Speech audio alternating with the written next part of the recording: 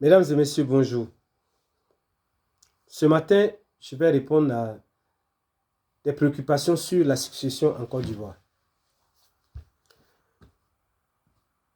Il faut savoir qu'en Côte d'Ivoire, la succession est régie et gérée par la loi 2019-573 du 26 juin 2019.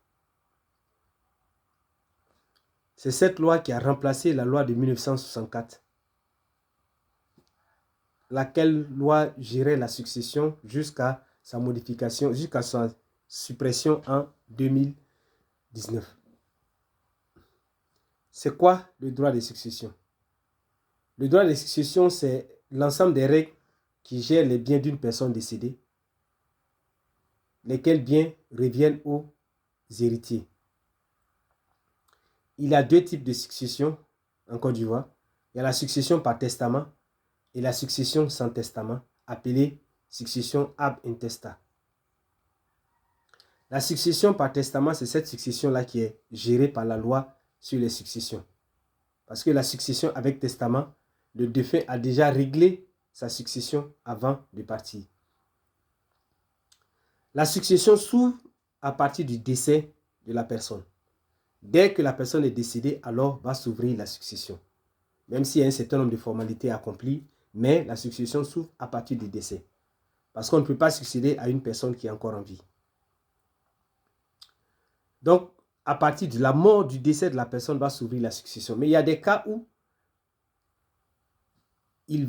on attendra une décision du juge qui va déclarer la personne décédée avant que la succession ne s'ouvre. C'est le cas de l'absence et de la disparition. La disparition, c'est l'absence plutôt, c'est la situation d'une personne qui ne donne plus de ses nouvelles, mais dont on a la certitude qu'elle en vit. La personne quitte son domicile ou sa résidence, quitte sa famille pendant un long moment, ne donne pas de ses nouvelles, mais on a la certitude que cette personne-là est en vie. Cette situation est une situation d'absence. Le cas de la disparition, c'est la situation où la personne est en danger de mort. La vie de cette personne est en danger de mort. C'est le cas, par exemple, de quelqu'un ou d'un crash d'avion. La personne qui est dans l'avion, il y a eu crash, mais on n'a pas retrouvé le corps de cette personne. Mais on sait que la personne était dans l'avion qui a fait le crash, mais on n'a pas retrouvé le corps de cette personne. Cette situation-là s'appelle la disparition. Donc la disparition, c'est la situation dans laquelle une personne est en situation de mort, en danger de mort, mais dont on n'a pas retrouvé le corps. Alors, on va parler de disparition.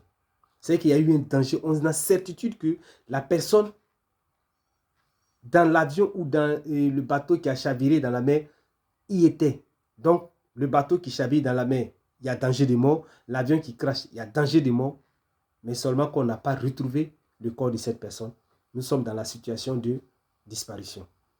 Alors, dans ces deux cas-là, disparition comme absence, la succession va s'ouvrir après, lorsque le juge va prononcer la décision qui déclare ces personnes-là décédées. Mais il faut savoir que si ces personnes revenaient après, la décision du juge n'aura plus d'effet.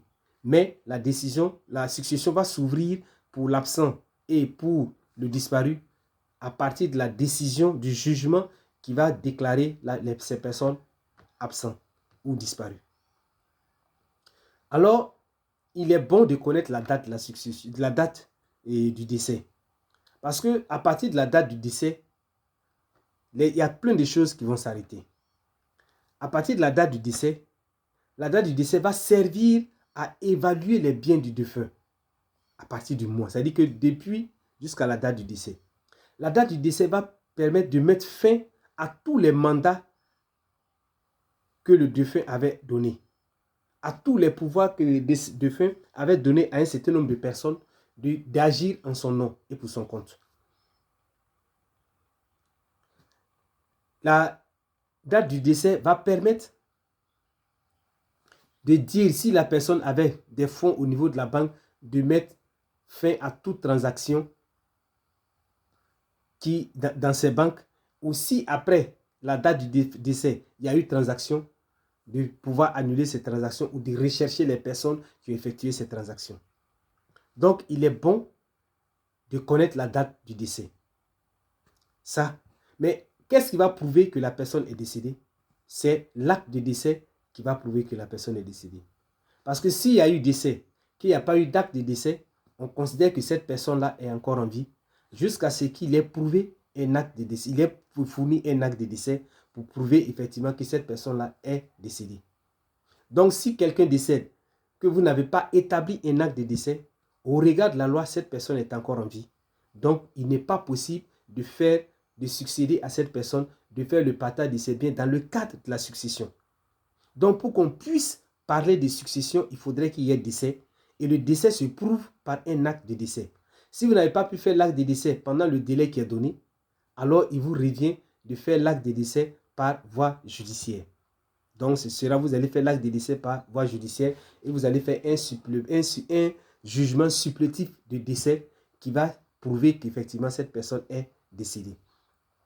La succession s'ouvre au domicile du défunt. Si la personne est décédée à Abidjan mais vit à Korogo ou à Man, la succession va s'ouvrir devant le tribunal de Man et non devant le tribunal d'Abidjan. Si la personne est décédée avant la loi de 2019, alors c'est la loi de 64 qui va s'appliquer au décès, à la succession de cette personne.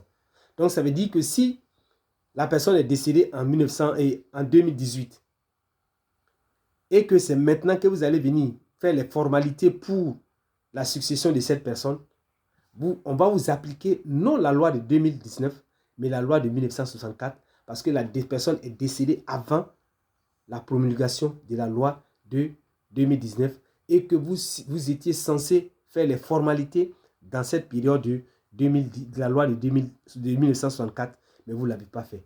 Donc, si vous décidez de faire, les formalités de la succession, si la personne est décédée avant la loi de 2019, alors va s'appliquer sur elle la loi de 1964. Pour pouvoir faire la succession, il faut établir, comme je l'ai dit, certains actes. Il y a l'acte de décès qui est vraiment le premier acte à établir. Ensuite, il y a l'acte d'hérédité, l'acte de notoriété que vous devez établir devant le juge du domicile ou de la résidence de la personne qui est décédée. Comme je l'ai dit, si la personne est décédée à Abidjan, mais habite à Agboville ou à Dembokro, vous serez obligé d'aller à Dembokro pour établir l'acte de décès. Parce que la personne a sa résidence habituelle là-bas, la personne a son domicile dans cet endroit-là. Si la personne est décédée à Korogo, mais habite à sa résidence ou son domicile à Abidjan, alors c'est devant le tribunal d'Abidjan Plateau ou d'Abidjan Yopougon ou d'Abidjan Benjerville que vous allez établir l'acte d'hérédité. Et lorsque vous établissez l'acte d'hérédité, c'est avec cet acte-là alors que va s'ouvrir la succession. Pour l'établissement de l'acte d'hérédité, sachez que vous devez réunir tous les documents qui concernent tous les enfants du défunt. Les enfants reconnus par le défunt. Alors, vous réunissez les extraits de naissance de ces enfants, plus l'acte de décès, et vous allez saisir le tribunal pour faire les formalités pour établir l'acte d'hérédité qui va vous permettre de commencer la succession, le partage des biens du défunt. Merci de m'avoir écouté pour cette première partie et nous allons continuer encore de parler de la succession jusqu'à ce que nous épuisions la loi sur la succession. Merci de m'avoir écouté. C'est Eliwed, juriste, dans le cadre du projet Apprendre le droit pour défendre ses droits. Je suis à votre disposition pour toutes les préoccupations que vous avez. Vous pouvez me contacter directement au 07 79 68 20 63 ou par WhatsApp au 01 71 53 22 45.